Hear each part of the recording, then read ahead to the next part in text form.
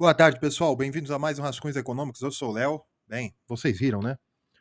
O doutor, não é doutor, não, o presidente Donald Trump, né, meteu bronca aí, 50% de taxação contra os produtos brasileiros exportados aos Estados Unidos, né? Bem, pois é, 50%. 50% é coisa pra caramba, viu, gente? Ah, Léo, eu sei disso, eu sei que você sabe, mas é sempre bom relembrar, né? 50% é muita coisa, tá? Bem, depois dessa notícia triste, bem-vindos a mais um Rascunhos Econômicos. Eu sou o Léo. Aqui nós tratamos a economia como ciência e vocês devem ter visto aí no X, na grande imprensa, o que quer que seja, que, bem, foi 50%, né? No final da tarde de ontem, o presidente Donald Trump, ontem, dia 9 de julho, né, de 2025, o presidente Donald Trump mandou uma cartinha para o presidente brasileiro, falando uma série de motivos políticos. Veja, esse canal é de economia, mas é importante para conjuntura macroeconômica nós entendermos risco, né? Nós temos o risco macroeconômico, nós temos o risco de relações internacionais, né? Que o pessoal chama de risco geopolítico. Na verdade, o risco de relações internacionais, né? E nós temos o risco microeconômico. Léo, como assim microeconômico? Já vou explicar. Tá. Daqui nós temos o problema das consequências no dólar, né? Mas como no dólar? Através do impacto na nossa balança de pagamentos. Léo, não é balança de pagamentos, é balança comercial. Não apenas. Não apenas. Porque a balança de pagamentos é tudo que entra e que sai, né? A conta corrente, né? E a conta corrente, você tem a balança de pagamentos, você tem a balança comercial, você tem a balança de serviço. Isso impacta também as outras partes da balança, né? Mas você tem a balança de pagamento, a balança de serviço, a conta corrente, né? E a balança comercial. Por que pagamentos? Porque você também tem um problema que menos estrangeiros, né? Não só dos Estados Unidos, mas menos capital internacional produtivo pode vir ao Brasil nos próximos, dependendo do que acontecer no que vem, dependendo do que acontecer nos Estados Unidos, nos próximos passos. Por quê? O Brasil, nós querendo ou não, sempre foi considerado um país de risco internacional baixo. Por quê? Porque não há conflitos na América do Sul. O Oceano Atlântico nos protege de qualquer coisa conflituosa no Golfo da Guiné ou esse tipo de coisa. Não há conflitos aqui na América do Sul. Né? Então, esse risco bélico não há. Existe o problema da Venezuela, mas também a zona de proteção, vamos dizer assim, proteção natural, não dá. Isso aqui não é economia, mas só porque vocês sabem. Não dá para nenhum exército entrar nesta querida República das Bananas chamada Brasil. Não dá. Não dá. O único lugar ali é pela Bacia do Prata, né? Pelo Uruguai, ali pela Argentina, mas de resto não dá. Então, o Brasil é um país seguro para investimento do ponto de vista de conflitos internacionais. Porém, com essa carta e os motivos que Donald Trump deu, ele mostrou. O pessoal está falando muito que ele falou do Bolsonaro, mas na verdade, uma coisa que chama a atenção e que é a intenção aqui do canal não é a discussão política do dia a dia. É o seguinte: ele aponta que decisões ilegais, tá, foram tomadas pela Suprema Corte Brasileira contra empresas americanas. Léo, é a soberania brasileira, tal. Não importa. O que importa é o seguinte: um grande parceiro. O Brasil é aliado ex-OTAN dos Estados Unidos. O Brasil tem uma ótima situação, uma ótima relação geopolítica com os Estados Unidos. Essa carta marca um dado novo. Essa carta marca o início de uma separação ou um movimento, né, não de ruptura, mas de afastamento, que vem desde a época do Obama, na verdade, contra Dilma Rousseff, de afastamento da política americana da política americana não, dos laços comerciais americanos com os brasileiros, ou é na verdade um movimento derradeiro. O que vai acontecer depois vai marcar se o Brasil vai parar de estar sob a influência geoeconômica dos Estados Unidos e ir para a China, ou se ele vai continuar. Léo, isso não é economia, isso é planejamento isso é conjuntura, né? Por quê? Porque, veja, quando o Donald Trump escreve na carta, e veja, aquela carta, uma coisa que eu quero que vocês entendam também de economia como ciência ou qualquer metodologia científica. Uma carta, eu posso escrever uma carta, você pode escrever uma carta, qualquer pessoa pode escrever uma carta. Mas uma carta de um presidente dos Estados Unidos com papel timbrado da Casa Branca, endereçada a outro presidente, aquilo é um documento. É toda carta é um documento, não, mas eu digo, aquilo ali é um documento importantíssimo. Não foi um recado que um embaixador mandou para outro, até porque os Estados Unidos não indicou embaixador para o Brasil, né? Não nomeou, indicou, não sei. Não é um disse que me disse, não é uma informação que vazou, não é uma carta que foi mandada de forma privativa, foi uma carta pública vinda do presidente dos Estados Unidos ao presidente do Brasil. E ali ele coloca, né? Ele fala que existe perseguição política contra o ex-presidente Bolsonaro. Ele diz quem faz a perseguição política. Mas o que me importa mesmo é isso aqui. Ele diz que decisões ilegais foram tomadas pela Suprema Corte Brasileira contra empresas dos Estados Unidos. Veja, aí o pessoal tá falando, não, essa carta é politicamente motivada. Sim, a primeira parte totalmente. Isso não é bom, isso não é ruim. Eu não sei porque vocês se surpreendem quando políticos fazem politicagem. Eu realmente não entendo. Eu realmente não entendo como vocês querem política sem política, né? Como você, eu realmente não entendo. Vocês querem política pública sem política. Sabe, vocês reclamam tanto da ditadura militar brasileira, mas é todo mundo tecnocrata, né?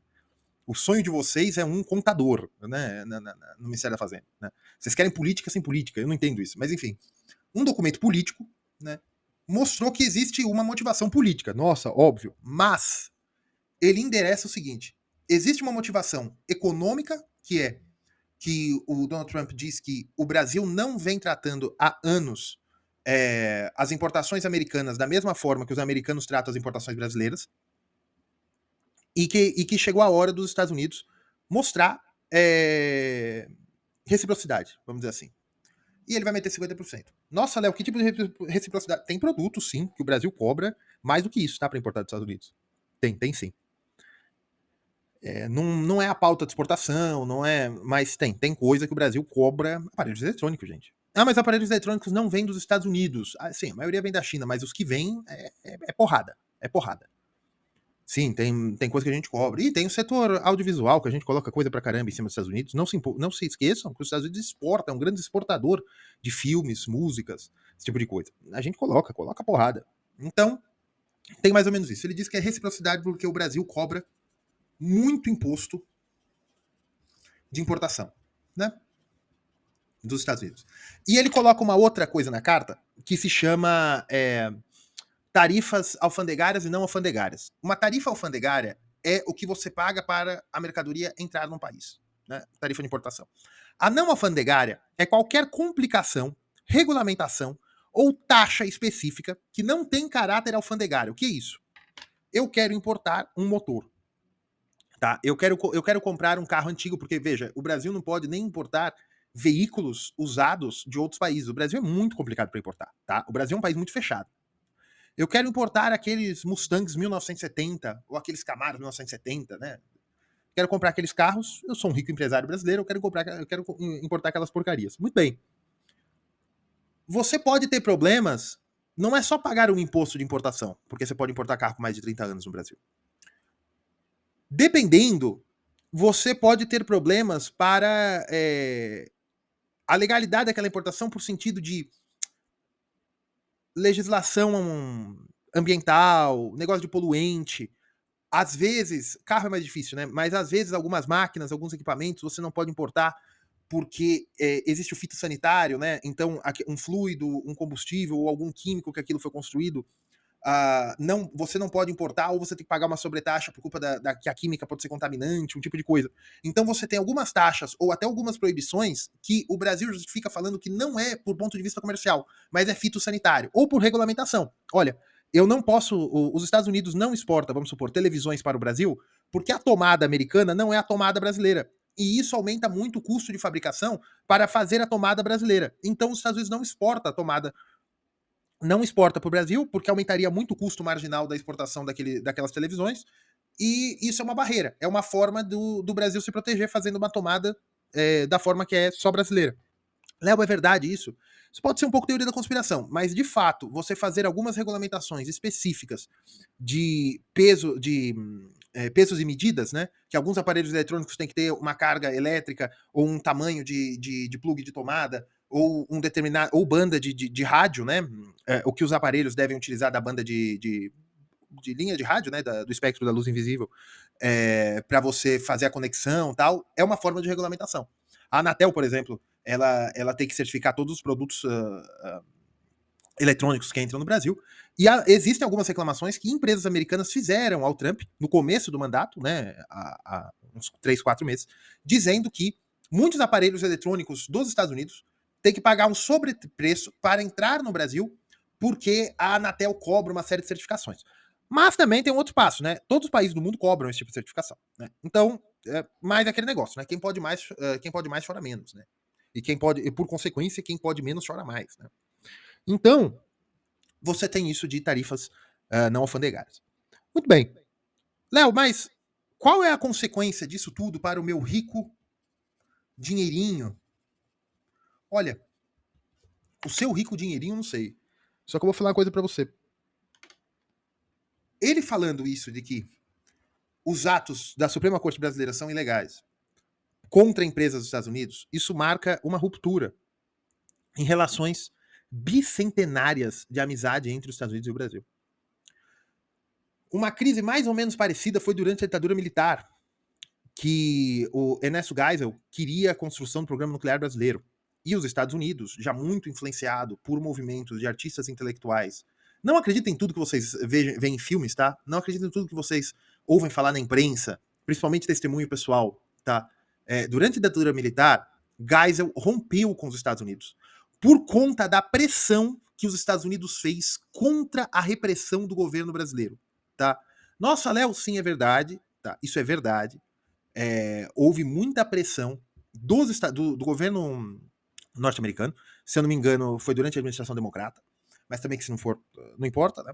Que houve uma pressão muito grande durante o governo Geisel contra denúncias contra os direitos humanos, não sei se naquela época eles já diziam dessa forma, né? Mas denúncias contra violações de direitos humanos durante o governo da ditadura militar, o governo do Geisel.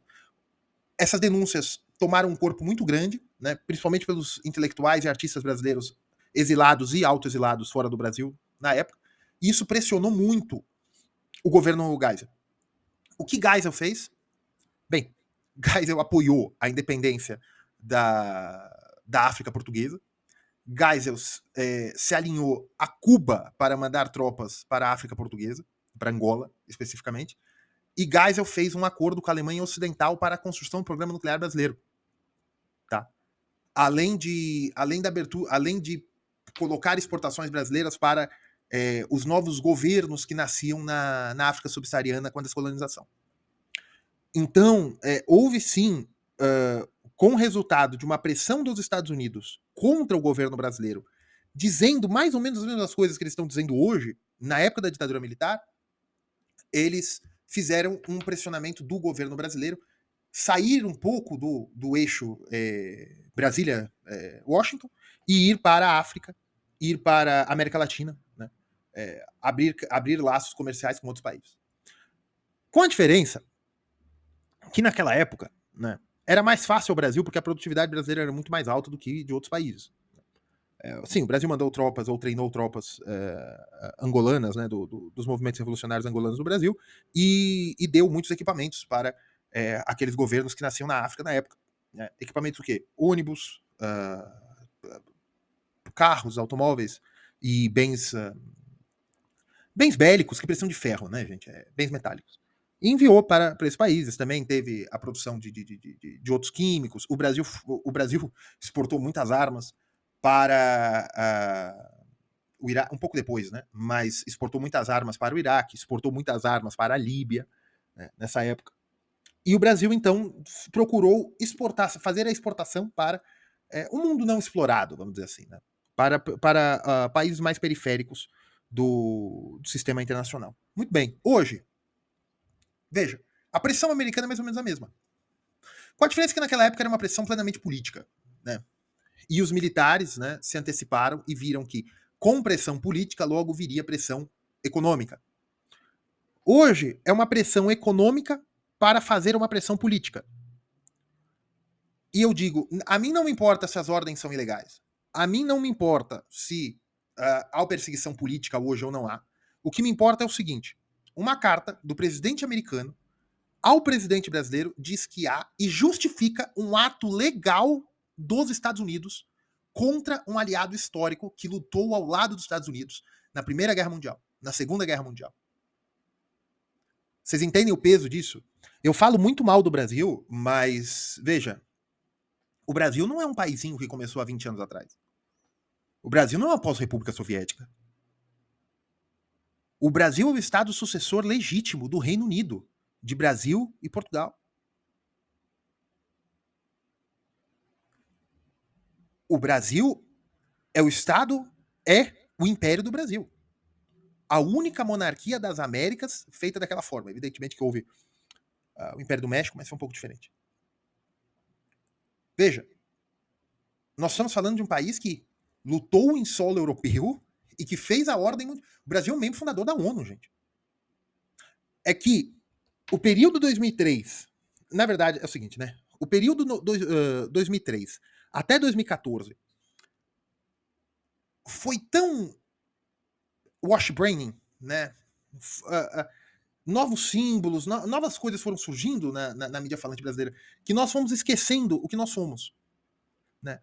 A crise da violência pública no Brasil, o problema habitacional e de marginalização que ocorreu da década de 80 e se consolidou nos anos 2000, nos grandes centros urbanos, esse tipo de coisa foi limpando uma memória de que o Brasil não é a periferia e nem é o sul global. O Brasil é parte integrante das potências ganhadoras da Segunda Guerra Mundial. O Brasil fez a nova ordem mundial de 1945. Então, Léo, por que você está voltando tanto aqui? Porque essa carta marca uma coisa que, veja, que os Estados Unidos não quis fazer contra o Geisel na década de 70, em que eles fizeram mais de forma nos bastidores, e o Geisel se antecipou. Essa carta marca o pressionar dos Estados Unidos contra o Brasil para que o Brasil continue na linha, vamos dizer assim. É uma falta de respeito ao Brasil como Estado? É. Os Estados Unidos está errado? Não, não está. Por quê? Do ponto de vista do interesse nacional americano, ele está vendo o seguinte: empresas dos Estados Unidos estão sendo pressionadas, ao passo também de uma série de pressões foram feitas por conta de coisas políticas que aconteceram no Brasil também, e os Estados Unidos está num movimento de fechamento para o mundo, vamos dizer assim. Né? E é uma ótima desculpa cobrar mais impostos do Brasil. Por quê? Apesar dos Estados Unidos ter superávit comercial, Léo, o que é superávit comercial? Superávit comercial é o seguinte: quando você compra mais do que você vende, né, você tem déficit. Né? Na verdade, não é compra, né? Se você gasta comprando mais do que você ganha vendendo, você tem déficit. Tá? Então a gente pode escrever daquela forma microeconômica de sempre, né? A receita, quando ela é menor, a receita menos o custo é igual ao lucro. Lucro do quê? Lucro de importações. Então, se eu coloco aqui, receita é o que eu exporto, certo? Custo é o que eu importo. E o lucro é o resultado da balança. Vamos pôr o resultado da balança, tá? Se eu tenho que exportações são maiores do que a importação, eu tenho superávit na balança comercial. Se eu tenho exportações menores do que a importação, eu tenho déficit na balança comercial. Tá? Com aquele país ou de forma global. Muito bem. O Brasil importa mais do que exporta aos Estados Unidos faz uns 14 anos já. Acho que é desde 2009. Só que, se vocês assistiram o vídeo anterior, o Brasil é um fazendão. Vocês ficaram bravos comigo, mas é. Tá? Só que, o que o Brasil exporta aos Estados Unidos? Eu vou mostrar aqui para vocês. Eu peguei esses dados no Ministério de Desenvolvimento, Indústria e Comércio. É o Comex Stat, né? Estatística Comercial e Econômica. Aí, eu até tava brigando no Twitter, como sempre, né, no X. Vou falar uma coisa pra vocês. Vocês não fazem a mínima ideia como se lê estatística econômica, né? Eu vi um camarada, bicho. Eu tava lá falando, olha, que de 2003 a 2010, o Brasil cresceu menos do que o resto do mundo em PIB per capita. E na América Latina, apenas Venezuela e México cresceram menos per capita. De 2003 a 2010. Aí vem um camarada falando, não, o PIB per capita brasileiro em dólar cresceu 7 vezes de 2003 a 2010. Eu falei, não. Peguei e fui olhar, ele colocou preço corrente. Preço em dólar corrente. Não se faz isso. Gente, não se faz preço em dólar corrente de mais de 6 meses. Aqui, eu não vou passar. Isso aqui são dólares americanos, e se você quiser passar para o dólar atual, você pode usar dólar corrente, contanto que você use dólar médio, porque já faz um ano essas estatísticas. Léo, o que é dólar corrente? Se um brasileiro ganhava 100 dólares, ganhava 100 reais, em 1995, 100 reais eram 100 dólares. Então, você passa aquele valor para o dólar e você compara com hoje de quanto um brasileiro ganha, certo? Certo. Isso é corrente? Isso é corrente. Por quê? Porque hoje são R$ 1.500 salário mínimo, naquela época era 100 dólares salário mínimo. Vamos supor. Eu acho que era menos, mas vamos supor. Então, naquela época ele estava ganhando 100 dólares, só que hoje um trabalhador está ganhando coisa de 300 dólares. Então você fala, nossa, o salário mínimo aumentou 300%. Em dólar corrente. Por quê? Porque amanhã, por causa disso aqui, se o dólar desce para R$ 3, você vai falar que o salário mínimo aumentou para 500 dólares? Não. Você tem que fazer por dólar paridade e poder de compra. Para você saber qual era o poder de compra daquele dólar. Ou você tem que fazer por dólar paridade, poder de compra, preço constante. É outro jeito que você faz. Você fazer só dólar corrente, você tá errado. Você tá errado. Outra coisa, vi muita gente me encher o saco também, que eu falei, olha, o Brasil vai se ferrar com esse negócio do Trump. Por quê? Porque coisa de 78% de tudo que o Brasil exporta para os Estados Unidos são bens com algum grau de industrialização. Porque o pessoal tava falando que era só exportar para a China. A China não compra produtos industrializados nesse volume do Brasil. Apesar do Brasil ter déficit em balança comercial, ou seja, o Brasil comprar mais do que vende, o que o Brasil vende para os Estados Unidos são bens de alto valor agregado. Ou seja, são produtos que no Brasil, para o Brasil poder produzir para exportar para os Estados Unidos, são produtos de cadeia produtiva longa. Então aqui tá Comex Stat, tá? E por que eu tô falando isso? Porque eu vi gente falando, não, porque o Brasil exporta eu não sei quantas mil toneladas de café e só que de aviões exporta só 20 toneladas. Meu amigo, quanto que custa uma tonelada de avião? Quanto que custa uma tonelada de café? Você sabe? Não sei. Nem eu sei. Eu acho que não dá para saber, porque a asa do avião deve ser muito mais leve do que a turbina, mas eu acho uma turbina mais cara que uma asa. Então não é assim que se conta. Existe um negócio chamado dinheiro, que a unidade conta. Então passa essa porcaria para dólar, você vai me falar por volume? Você fala por volume porque café é uma porcaria. Se você falar que você está exportando 100 toneladas de café e você ganhou só $1 bilhão, ao passo que você exporta 400 litros 400 não, mas você exporta 1/3 do peso do café só que em suco de laranja, você já conseguiu o suco de laranja. Você já conseguiu o café. Não só suco de laranja, outros sucos. Sabe, porque o Brasil é uma fazenda. A gente pesa tudo em arroba, em tonelada. Porque, veja, olha o que o Brasil exporta para os Estados Unidos. Isso aqui, eu estou usando o ISIC. O que é ISIC? É para você saber o que são as coisas. A classe. Aqui é NCM. NCM é nomenclatura comum do Mercosul. Por quê? Porque o café você não vai ver aqui. Porque café entra em frutas. E entra em outras coisas também. Agora não sei. Porque tudo que tá em café aqui é grão, mas é farelo, ou pó, ou outra coisa. Então, para eu isolar o café, eu usei NCM, que também é de 2024, janeiro a dezembro, tá? E o ISIC é por classe. O link disso aqui tá na descrição, tá? É do Comexstat, que com dados do Ministério da Indústria e Comércio.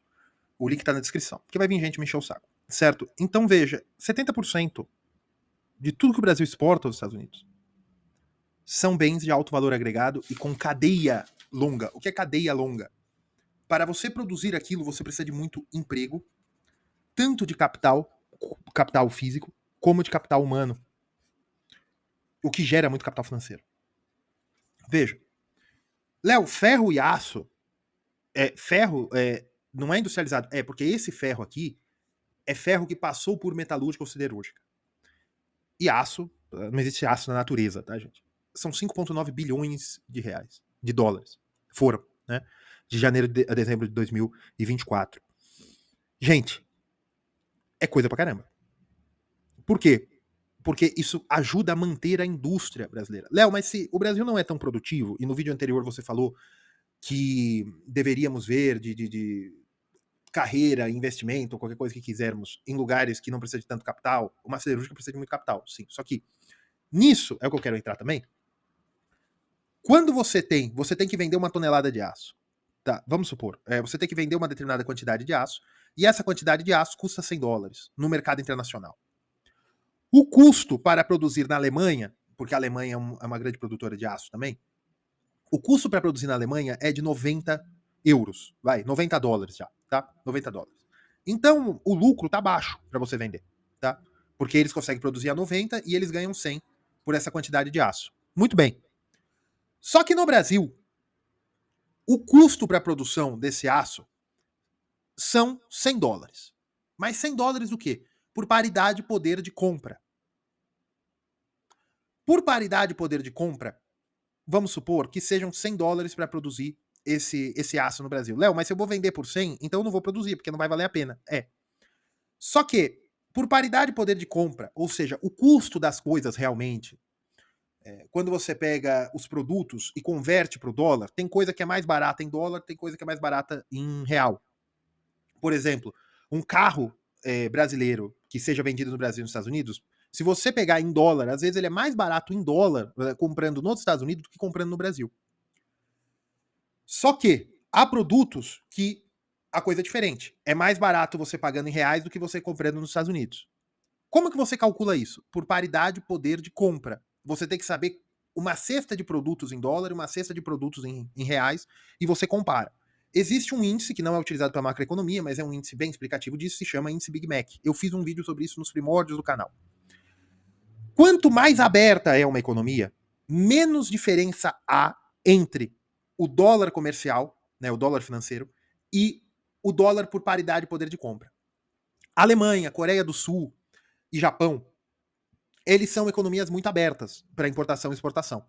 Então, a moeda deles, a Alemanha, o euro, mais as moedas soberanas da Coreia do Sul e do Japão, elas têm um grau de conversibilidade com o dólar muito comparável, ou numericamente igual, à paridade de poder de compra.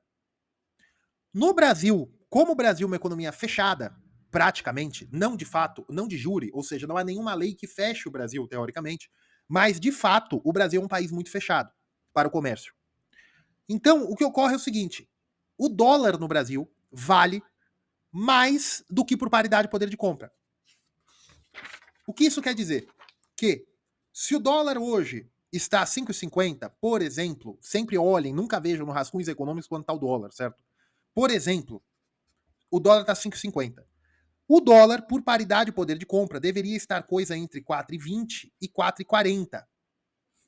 Por paridade de poder de compra. Léo, como eu calculo? Para que você quer calcular? Quem calcula isso aqui é o Banco Mundial, o FMI, o IBGE, não sei se solta essa estatística. Não é você que vai calcular, até porque você não precisa disso. Isso é uma variedade, isso é um indicador macroeconômico. Ou seja, se eu vou vender uma quantidade de aço que está $500, né? E o meu custo de produção na Alemanha são $400 por esse aço. No Brasil, o meu custo de produção são $480 por esse aço. Tá? No Brasil é 480. Só que, por paridade de poder de compra, o custo de produção é dado em paridade de poder de compra. Se ele está custando $480 para custo de produção, na verdade, vamos por 440, ele está me custando esse aço R$2.112. Só que a hora que eu vender, eu vou vender por $500 em dólar comercial, dólar financeiro. Portanto, 500 não vezes 440, vezes 5,50. Então eu vou vender por 2.750. Eu aumentei a minha margem. eu aumentei a minha margem em 2.112, tá? Em R$ 638, que em dólar, paridade poder de compra, são US$ 145. Ou seja, a minha margem em dólar, paridade poder de compra, é maior do que a margem alemã ou a margem coreana, nesse exemplo. Tá? Isso é paridade de poder de compra. É por isso que o pessoal diz: deixa o dólar alto para facilitar a exportação. Porque a riqueza produzida no país é uma riqueza que é produzida, certo? Um computador tem preço, mas ele tem valor, na verdade. Ele tem utilidade. Um carro tem preço, mas na verdade ele tem utilidade também. O preço tenta encontrar o valor monetário daquilo. Por paridade de poder de compra, você vê quanto aquela moeda consegue comprar dentro do país. Não olhando, ou seja, quanto a moeda consegue comprar de fator de produção, salário, energia, esse tipo de coisa, não olhando quanto ela consegue comprar frente a outra moeda no comércio. Então, a paridade de poder de compra é importante para fazer preço em economias fechadas, como é o Brasil. Em economias abertas, como é a Alemanha, o Japão, essas coisas, paridade de poder de compra não importa e ele é quase numericamente igual ao dólar, o ien, a moeda coreana, que eu esqueci o nome, comercial. Então, isso aqui é uma particularidade de economias fechadas. A China, por exemplo, não é uma economia fechada, evidentemente, mas o dólar não é conversível, né? O ien, o yuan não é conversível na China. Existe uma banda, ele é conversível, mas ele não é plenamente conversível. Existe uma banda comercial. Então o Banco da China estabelece o valor que tem que ser feito e o ien é desvalorizado frente ao dólar para incentivar exportações. Só que tem um problema. Quando o dólar está muito mais alto do que deveria, os custos de produção começam a aumentar. Então, eu não consigo mais colocar no mercado a esse valor em dólar. Eu preciso colocar no mercado, não 480, mas eu preciso começar a colocar no mercado a US$ 500 de paridade de poder de compra. Só que eu ainda estou conseguindo vender por um valor mais alto quando eu converto o dólar comercial para o... Vocês entenderam? Isso aqui é meio complicado. O que eu quero dizer é o seguinte: quanto mais alto o dólar, né? Porque vamos supor que depois dessa crise toda, vamos fazer houve uma crise, por exemplo, o dólar estava R$ 2, o dólar foi para 3. O Brasil estava exportando mercadorias a US$ 100, então entrava para o exportador R$ 200 por cada quantidade vendida. Só que houve uma crise e agora entra para o exportador R$ 300. Nosso exportador ganhou 50% de receita, mas provavelmente os custos também vão aumentar, porque o dólar é para combustível e também que as commodities brasileiras para você exportar para a China também, milho, essas coisas, os exportadores podem preferir exportar cereais para outros países do que vender no mercado interno. Porque se o quilo do trigo, o trigo é um mau exemplo, que o Brasil produz pouco trigo, uma quantidade de carne tá $20, são R$ 110. Só que se vamos fazer esse exemplo, que eu não quero falar para quanto vai o dólar, para depois ninguém me encher o saco. Mas vamos pôr que tava $20, o dólar tava R$ 2. Então era R$ 40 essa quantidade de carne. Só que agora continua, e no mercado interno era R$ 40 essa quantidade de carne, no mercado externo era $20 essa quantidade de carne. O dólar tava 2, então o exportador não faz diferença, o produtor de carne. Eu vendo tanto no mercado nacional como eu exporto. Só que, na medida que o dólar vai aumentando, e agora o dólar está 3, essa quantidade de carne que ele vende a $20, para ele são R$ 60. Então, por que ele vai continuar vendendo para o mercado interno? Por que ele vai vender para o mercado interno a 40, se aquela quantidade de carne ele vendendo para fora está dando para ele 60? Então ele aumenta no mercado interno. Quando o dólar aumenta, são duas coisas. O dólar aumenta pressão sobre commodities, por quê? Porque para o exportador compensa exportar quando o dólar aumenta, porque não há mais o equilíbrio entre o preço interno e o preço externo, pelo dólar comercial. Por quê? Porque ele vai fazer comércio com aquilo. Beleza? Agora, você também tem um aumento de custos, né, que é a inflação. Você tem um aumento de custos via importação. Tem coisa que o Brasil não produz. Óleo de azeite, né, óleo de oliva, né? Trigo, o Brasil está começando a produzir, mas o bruto é importado. Trigo, combustível refinado, né? Boa parte da gasolina, boa parte do diesel, você começa a importar, né? Então isso também aumenta os custos do Brasil. Léo, por que você está explicando dólar? Por quê? Porque lembra que eu falei tudo isso do negócio, fiz até o paralelo com o Geisel em 1970, que teve a crise de março de 77, né? O problema de Angola e a crise da energia nuclear foi em 1975. Foi antes.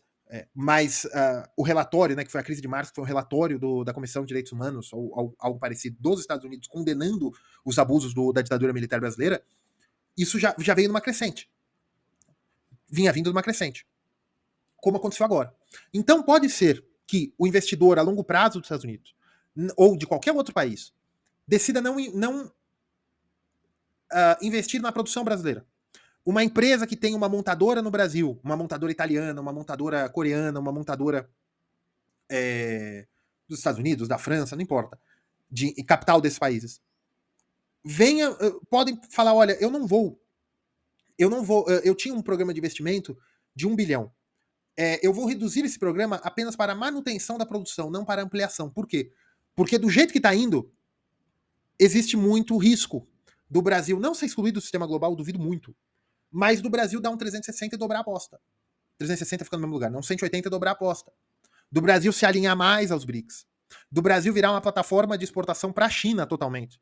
Da indústria chinesa vir aqui dominar totalmente. Né? Dominar não no sentido ilegal da palavra, não, mas dominação econômica. Então você tem o risco de... Por quê? Porque, veja, a indústria brasileira, ela é toda de capital, como vocês gostam aí, meus queridos briquistas, é de capital atlantista. Como eu disse no começo, o Brasil é um país que participou da construção da nova ordem mundial. Então, isso é um risco para investimentos de longo prazo, isso é um risco para o dólar futuro, que pode aumentar toda a inflação do ano que vem, porque os contratos começam a ser feitos agora para dólar futuro, e também você eleva as tensões, justamente para a eleição do ano que vem. Então, são todos impactos econômicos. E veja, o pior, o Brasil exporta 5,9 bilhões de dólares em aço para os Estados Unidos, em aço e ferro. 5,8 bilhões em óleo bruto. Óleo bruto é um recurso mineral, não é industrializado. Isso aqui, o Brasil consegue exportar para qualquer outro país, certo? Por preço corrente, por preço de commodity. Isso aí é só um probleminha de fazer contrato, esse tipo de coisa, mas isso é fácil. Aviões. O Brasil, os Estados Unidos é o principal mercado de aviões de jatos executivos. E a Embraer é uma das principais produtoras, se não a principal, fabricante de jatos comerciais, de jatos executivos e uma importante fabricante de jatos comerciais. 3 bilhões de dólares em que, Léo? Em avião e peças aeronáuticas. Gente, isso aqui é indústria fina, que demanda capital, de alta concorrência, de engenheiros que, olha, eu vou falar uma coisa pra você, a formação de um engenheiro aeroespacial custa mais do que o primeiro avião que ele vende. E no Brasil é formado pelo Estado, via ITA. Então, isso aqui é um impacto. Por quê? Um Bombardier tá 6 milhões de dólares. Um Embraer tá 6 milhões de dólares. Agora, com 50% de tarifa contra um avião brasileiro, vai para 9 milhões de dólares. Você vai comprar um Bombardier, você vai comprar um Embraer. Ah, vende para a China. A China não compra aviões do Brasil no volume que os Estados Unidos compram. Por quê? Porque não tem mercado. Tá? Bebidas. Essas bebidas, elas são agrícolas, mas é o agronegócio. Já tem beneficiamento, tá? E aqui tá dentro o suco de laranja. Certo? Muito bem. Papel. Papel é indústria? É. Ou você encontra folha de papel sulfite na natureza? Papel cartão na natureza? É indústria. E é indústria química. E é uma baita de uma indústria, 1,9 bilhões de dólares. Ah, Léo, outros países podem comprar? Sim. Eu acredito que não vai ter dificuldade, mas existe um problema. Você demanda tempo. Porque na indústria, no comércio nacional, você precisa de contrato, você precisa de certificação, você precisa de um monte de coisa. Isso aqui não é... seu Pierre, eu estava vendendo aí pro... sei lá, um nome americano bem besta aí. Pro John. Eu estava vendendo pro John aí papel e papelão, e o Trump meteu 50% de taxa, né? Seu Pierre, você não quer comprar aí em Paris o meu papel e papelão? Em vez de eu já tá no Porto de Santos, em vez de eu mandar pro Porto de Nova York ou pro Porto de Miami, sei lá, eu mando aí pro Porto, um porto na Normandia. Você não quer? Não é assim. Isso aí são negociações de meses, mas de qualquer forma, com o tempo eles conseguem desenvolver assim isso aqui. Óleo refinado, tá? Indústria. Não produtos petrolíficos refinados, né? Derivados de petróleo. Não é gasolina e diesel, são querosene de aviação, é um monte de coisa que vem do petróleo, tá? Mas são itens de esqueci o nome. Refinarias, tá? Muito bem. Máquinas de mineração. 1,7 bilhões. Gente, a quantidade de emprego que isso gera. A quantidade de emprego que isso aqui também gera. Tá? Isso aqui nós vamos exportar para a China. Eles desovando 40, 50 mil carros no ano aqui no Brasil. Nós vamos exportar máquina de mineração para a China. Carne, não é commodity, né? Mas é produto agrícola. 1,5 bilhão. Isso aqui a China absorve. Metais não ferrosos. A China tende a absorver. Frutas, frutas leguminosas, frutas e legumes processados. Não sei o grau de processamento, mas for muito processado, industrializado, conserva, essas coisas, é indústria. Se não, é produto agrícola. Isso aqui a China tende a absorver, tá? Químicos básicos, 1,1 bilhão. A China não importa isso da gente. Autopeças, a China não importa isso da gente. E eu tendo a dizer mais. O Brasil levando essa porrada em autopeças, a Argentina tem a indústria automobilística idêntica ao Brasil, algumas peças são intercambiáveis. A Argentina fazendo esse acordo que eles estão fazendo com os Estados Unidos através do Milei, a indústria de autopeças no Brasil pode nunca se recuperar. Porque com 50%, com um produto similar vindo da Argentina, sem impostos praticamente. Pedra, sim, aí são produtos de pedra para indústria tal, mas isso aqui é produto mineral, né? Então. Químicos, outros químicos, 6 bilhões. Açúcar. Né? Açúcar industrializado, lógico. 0,6 bi. A China vai comprar de nós, eles já compram muito açúcar da gente. Duvido que eles comprem mais. Eu acho que eles já estão na absorção máxima. Eles compram muito açúcar da gente, os chineses. Isso aqui, quem vai assumir nos Estados Unidos? Açúcar é commodity, de uma determinada forma. Quem vai assumir nos Estados Unidos? Índia. Madeira de alta industrialização, 0,4 bi. Carpintaria, que já é a madeira específica para a construção, que os americanos consomem bastante. Eu não sabia que o Brasil exportava isso. Não é muito dinheiro, mas tem muitas famílias que vivem disso. Você pode confiar em mim. 0,4 bi. Carpintaria. Ferro, minério de ferro. É pouco, viu? É pouco. Para a China é na casa da dezena de bilhão, eu acho. E pneus.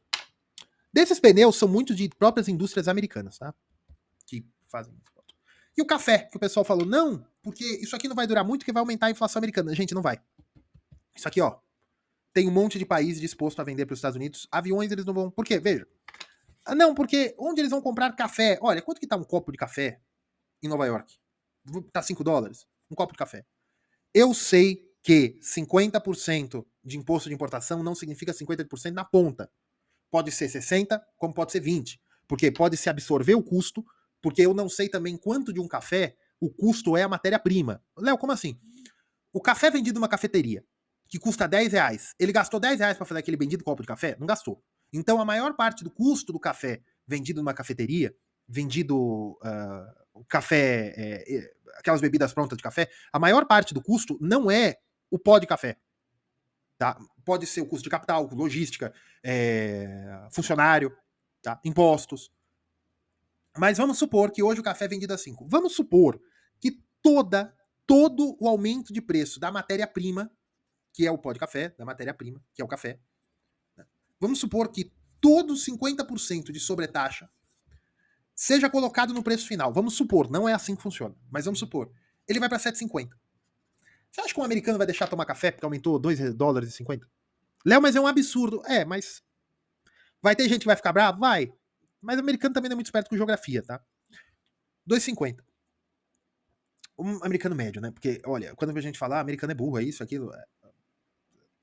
O americano trabalhador, pode ser, ou o americano falante, ou o que a gente conhece pelos programas de reality show. Porque a academia dos Estados Unidos. mas é composto por muitos indianos, tal, chineses, tem muito brasileiro inteligente lá, sim, mas você tem um grosso estudante americano, né? Os maiores estudiosos de Brasil, os brasilianistas, são dos Estados Unidos. Então, 7,50. Você vai deixar tomar café por 7,50? Utilidade, né, e elasticidade. Isso aqui é microeconomia, tá? Você vai deixar de tomar café por culpa de $2,50? Eu acredito que não. Acredito que não. Você pode comprar um café mais barato. Você pode comprar um café de um pouquinho menor qualidade. Mas eu acredito que não. Você não vai deixar de tomar café. Só que se você vai comprar um jato executivo e o custo deles é 6 milhões de dólares, certo? Mesma coisa. Não quer dizer, porque teve 50% de aumento na importação, que eu vou ter 50% de aumento na venda. Mas, normalmente, jatos executivos são feitos por contrato. Então, você já compra da fábrica direto para quem vai para o consumidor final. Né? Não tem muito estoque, não tem revendedora, né? Não tem concessionária. Até tem mais para segunda mão, né? Mas para quem sai de São José dos Campos, se eu não me engano, que é a fábrica da Embraer, ele já vai direto para os Estados Unidos. E já vai para o comprador, já faz o desembaraço aduaneiro, esse tipo de coisa. Então aqui é mais fácil 50% cair direto, tá? Mais fácil. Evidentemente que a Embraer pode reduzir margem. Então, então a Embraer produz hoje o avião para vender a 6 milhões, ela pode tentar reduzir margem, vender a 5 milhões, para em vez do avião começar a valer 9, né? Ela vendendo por 5 agora, ele vai valer 7,5.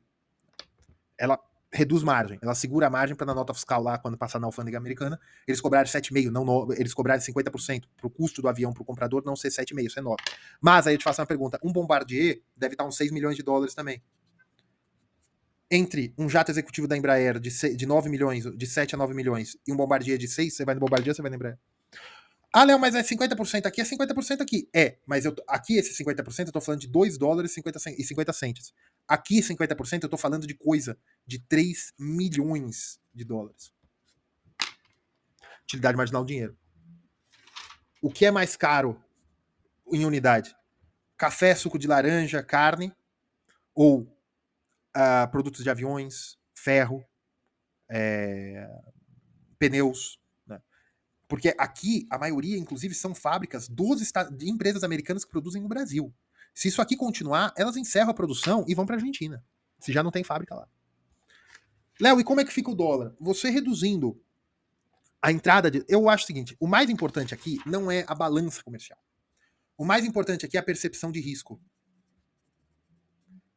Por isso que eu disse da história do último rompimento, que não foi um rompimento oficial, que foi na época foi na crise de março de 77, se eu não me engano, foi o governo Geisel, mas que vinha desde 75, que já vinha com a atitude do Brasil frente à África, frente à descolonização portuguesa, que já vinha também do Brasil querendo a produção do programa nuclear brasileiro para fins pacíficos até então, né, que se falava que era pacífico.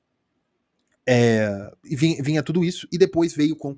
E olha, mais ou menos a mesma coisa, tá? Foi os dissidentes políticos, né, os perseguidos políticos brasileiros no exterior que pressionaram o governo americano a tomar alguma atitude, né, que foi a crise de março. Tá? Ah, mas naquela época eles estavam certos, hoje eles estão errados. Tá bom. Ah, não, hoje eles estão certos, naquela época tá. Tá bom. Ó, eu não tenho compromisso nenhum com quem está certo, com quem está errado. Tenho compromisso de dizer o que aconteceu do ponto de vista econômico. Tá? Do ponto de vista econômico, no seu rico dinheirinho, é a mesma coisa. É a mesma coisa se hoje todo mundo tá certo e naquela época estava errado, como naquela época todo mundo estava certo e tá errado, entendeu? Não importa, não importa, tá? Não importa. O importante é que nós já temos um exemplo na história de quando o governo americano interviu no Brasil com pressão política por conta de denúncias de pessoas por denúncias de nacionais brasileiros.